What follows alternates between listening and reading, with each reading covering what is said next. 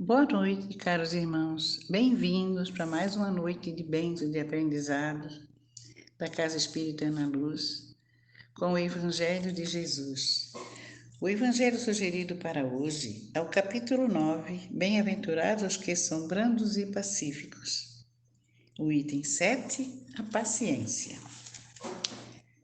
A dor é uma bênção que Deus envia a seus eleitos. Não vos aflijais, pois quando sofrerdes, antes bendizei de Deus onipotente, que pela dor neste mundo vos marcou para a glória no céu. Sede pacientes. A paciência também é uma caridade e deveis praticar a lei de caridade ensinada pelo Cristo, enviado de Deus. A caridade, que consiste na esmola dada aos pobres, é a mais fácil de todas. Outra há, porém, muito mais penosa e, consequentemente, muito mais meritória, a de perdoarmos ao que Deus colocou em nosso caminho para serem instrumentos do nosso sofrer e para nos porem à prova a paciência.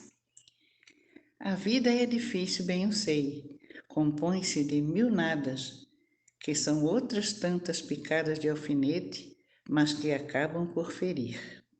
Se, porém, atentarmos nos deveres que nos são impostos, nas consolações e compensações que, por outro lado, recebemos, havemos de reconhecer que são as bênçãos muito mais numerosas do que as dores.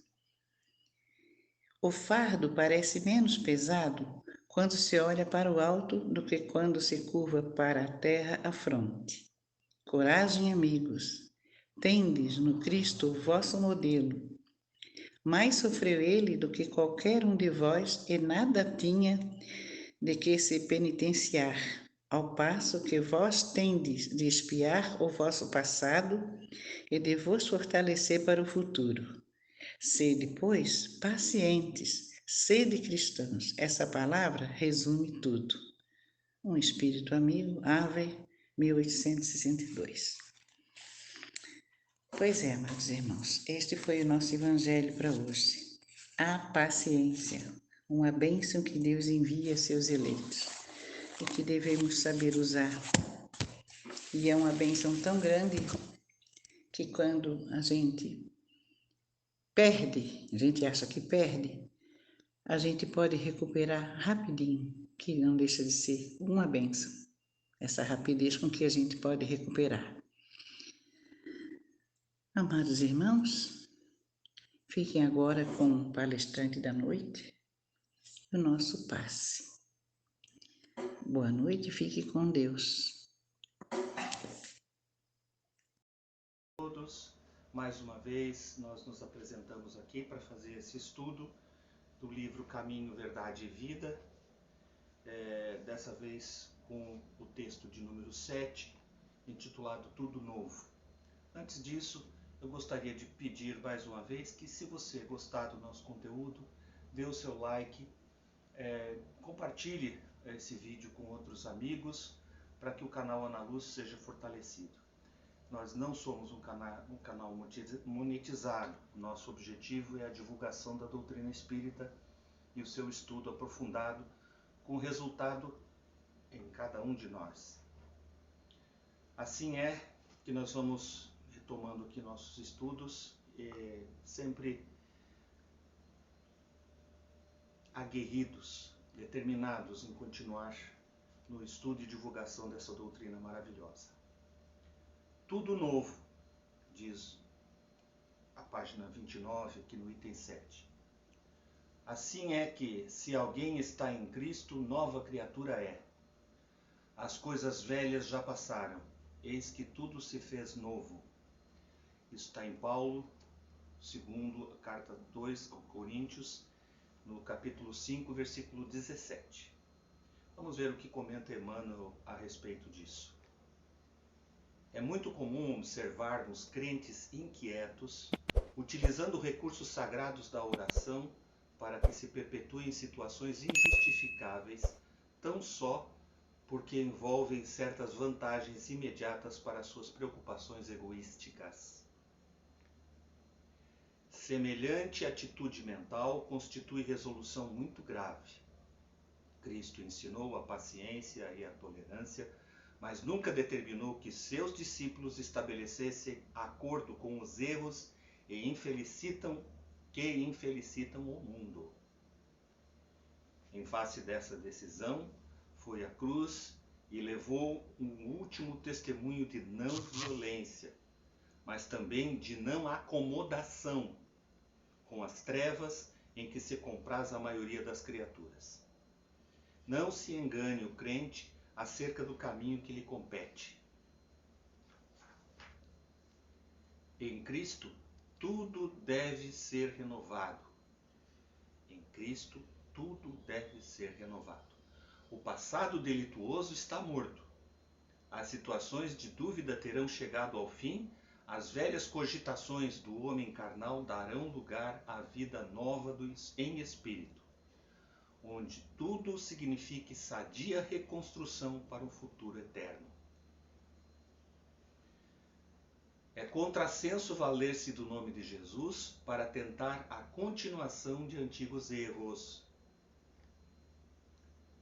Quando notarmos a presença de um crente de boa palavra, mas sem um intuito renovado, dirigindo-se ao Mestre com um prisioneiro carregado de cadeias, estaremos certos de que esse irmão pode estar à porta do Cristo, pela sinceridade das intenções. No entanto, não conseguiu ainda a penetração no santuário do seu amor.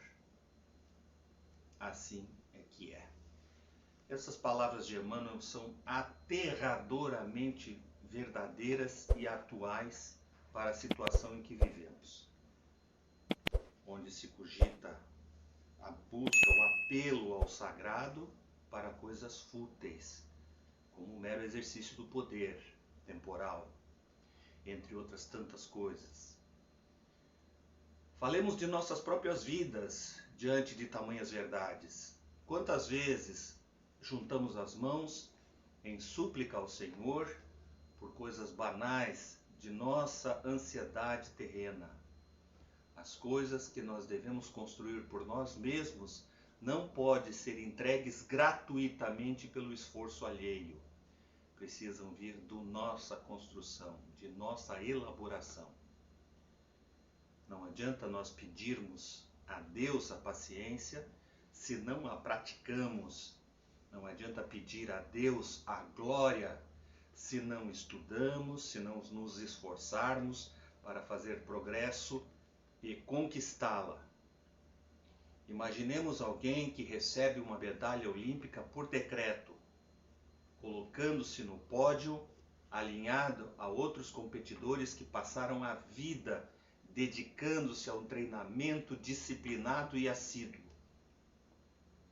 Seria justo aos olhos de qualquer cristão?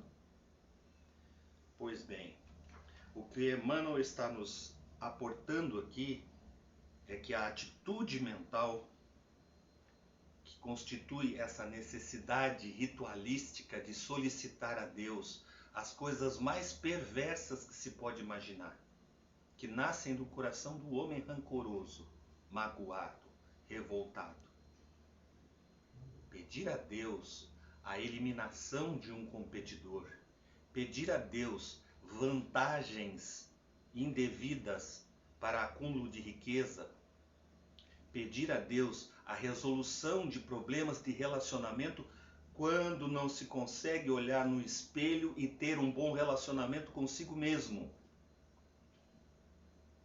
Como resolver essas questões, se não através da capacidade de reformulação? E aí entra Emmanuel nos dizendo: não se engane o crente acerca do caminho que lhe compete. O caminho que nos compete é o da referência à reformulação íntima, reforma íntima, como se diz no jargão espírita. Quando nós nos dedicamos à observação de nossos próprios pensamentos e sentimentos e não colocamos a culpa no mundo sobre os danos e inconformidades que são dos nossos sentimentos. Ele diz mais ainda, esse autor fantástico, esse espírito de luz, ele nos diz assim: em Cristo tudo deve ser renovado. Em que sentido essa renovação? A renovação pelo perdão, a renovação pela inteligência, pelo exercício inteligente de autorreflexão, de aceitação das próprias limitações, de ter coragem para olhar para as próprias limitações e dar-se conta de que é possível fazer a regeneração, fazer um caminho melhor, tomar melhores decisões agora. O passado delituoso está morto. O passado não muda o futuro. O que muda o futuro é o presente, é a decisão que se toma neste instante, sempre. As situações de dúvida terão chegado ao fim, as velhas cogitações do homem carnal. Então aqui ele chama bem a atenção que a proposta de Jesus não foi por uma nova política, por uma nova ideologia, por uma nova composição sociológica. Foi muito mais do que isso. Foi tirar o homem do limite material e colocá-lo diante do homem espiritual. Nós somos seres espirituais vivendo uma experiência material transitória. E devemos dar conta de que essa transitoriedade pode ser sacralizada pelo amor, mas um amor exercido sem posse, sem apegos, com pobreza de coração, com mansuetude, com a capacidade de pacificar. É como se estivéssemos lendo aqui as bem-aventuranças do capítulo 5 de Mateus, o Sermão do Monte, onde Jesus encerra, resume toda a sua obra doutrinária. É contrassenso valer-se do nome de Jesus para tentar a continuação de antigos erros. Não podemos usar o ensino cristão, que é amor, compaixão, desapego, com qualquer das figuras medíocres de ideologias vãs que não cultuam as leis eternas. Leis essas que são definidas no Livro dos Espíritos, na doutrina espírita, com muita exatidão, com muita precisão. Leis como a lei da liberdade, a lei da igualdade. São essas leis que regem a nossa vida. A nossa, porque a minha vida interfere na vida de alguém, de alguma maneira, sempre. A comunicabilidade dos espíritos, que é princípio basilar da doutrina espírita, é o próximo passo, porque é através dessa comunicabilidade, através das relações que travamos uns com os outros, que seremos capazes de transformar essa igualdade, essa liberdade num mundo fraternal, num mundo em que as pessoas realizem o bem e que cada um sinta a inspiração, a necessidade de ser melhor hoje do que foi ontem, e que para ser melhor é necessário que nos comuniquemos melhor, que nós falemos com sinceridade uns com os outros, que nós sejamos capazes de olhar nos olhos uns dos outros, querendo o nosso bem, querendo a nossa instrução, a consolação pelo conhecimento da verdade. Que verdade é essa? A verdade de que somos seres eternos, de que não há lugar de escape, de que tudo que se faz traz consequências nas leis divinas. As leis divinas são ditadas por um Deus infinitamente bom e justo, que nos ama a todos. Por fim, não há lugar para esconder as nossas intenções, senão nós ficaríamos reféns das mentiras uns dos outros, das mentiras dos governos, das mentiras das criaturas que perversamente adulteram em busca de realizações pessoais. Nesse final de mensagem fica a impressão segura de que nós vivemos uma sociedade conturbada, com valores cada vez mais desafiados, mas a certeza de que a verdade vai imperar porque Deus é infinitamente bom e justo e a verdade é uma de suas leis. A liberdade individual não é algo que é entregue por decreto ao homem. É um direito nasciturno, é um direito que nasce com o próprio homem, em sua individualidade. E é a individualidade que justifica, na sabedoria divina, o livre-arbítrio, de que a espiritualidade dá testemunho todos os dias, porque embora interfiram em nossas vidas, esta interferência é dada por nossa sintonia. Se nos sintonizarmos com o bem, são espíritos do bem que estarão ao nosso lado nos influenciando. Se estivermos, de outra forma, intoxicados pelo egoísmo, desejando, ansiando o quanto antes realização de coisas que são efêmeras e passageiras do mundo terreno, é o que está escrito aqui por Emmanuel, nos dizendo que é chegado ao fim as velhas cogitações do homem carnal. Nós precisamos sair dessas necessidades, dessas respostas materiais para a essência moral interior. Uma sociedade justa só é passível de ser construída a partir de homens justos, que não mentem nem para si mesmo nem para os outros, que não adotam, que não importam ou, de outra forma, não terceirizam sua responsabilidade pelas próprias vidas e que, fazendo o bem, incansavelmente, sinceramente, constrói uma sociedade melhor. Vamos observar, quem usa da mentira não é amigo. Quem usa da mentira não vai nos trazer o bem. Quem usa artifícios dos mais diversos e afirma isso, quando afirma que os fins justificam os meios, eles afirmam também que não tem compromisso nenhum com nenhum valor. E é preciso nos apegar a valores, o valor da verdade, o valor da liberdade individual, onde cada indivíduo possa responder por seus próprios meios, por seus próprios atos. Era isso por hoje. Deixamos aqui um abraço e a recomendação de orarmos sempre com fervor e orarmos por uma sociedade melhor.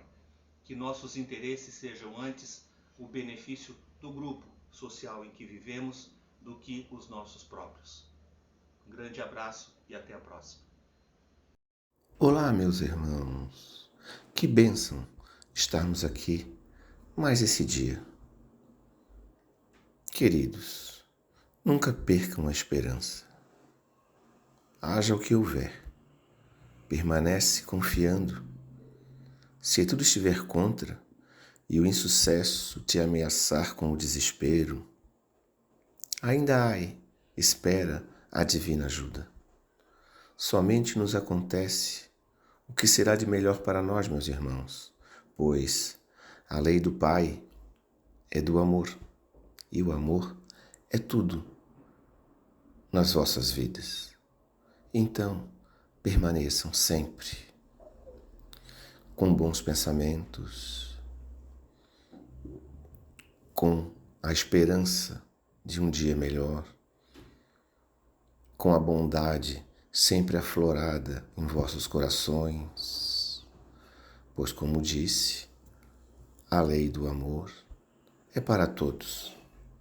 Que nosso Pai amado, diante da sua bênção, diante da sua bondade absoluta, derrame sobre todos vocês o amor em abundância, a paz, a caridade, a benevolência, a honestidade, a sinceridade.